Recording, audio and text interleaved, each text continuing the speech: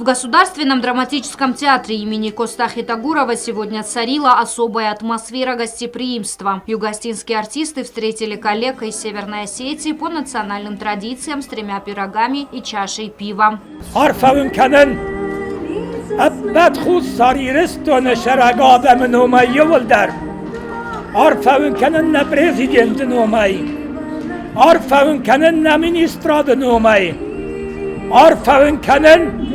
Нацетчен театр коллектива номай, агастам фашаут, табуапси, кадназан, саккаканут. Асық дава бон райгурди, нахиштартай.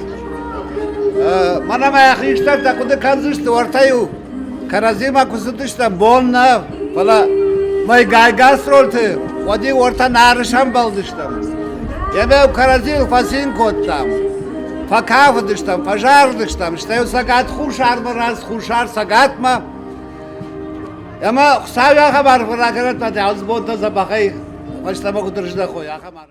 Далее была представлена небольшая музыкальная программа. В нем приняли участие молодые артисты Госдрамтеатра и мужской хор «Симда» под руководством Залины Сапиевой.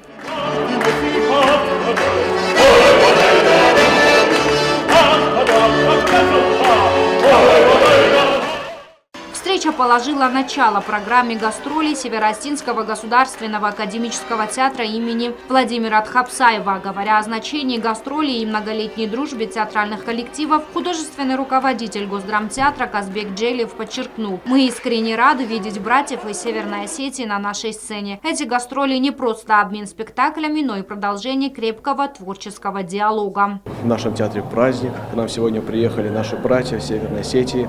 Это Северо-Осетинский государственный академический театр имени Болот Хапсаева. И мы рады их встречать у нас уже который раз. Это уже вошло в традицию, наверное, да, и войдет в традицию. Очень важно. Это дает нам обмен нашим творчеством. Это сближает. Мы знакомимся с их творчеством, они знакомятся с нами, с нашим творчеством.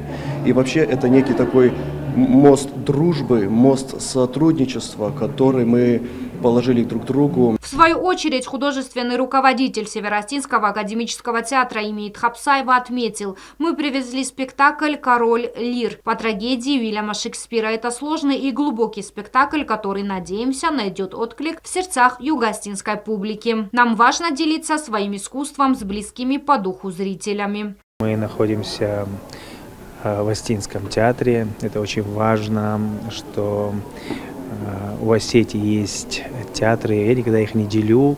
Это у нас один общий театр. Есть репертуар на юге, есть репертуар на севере.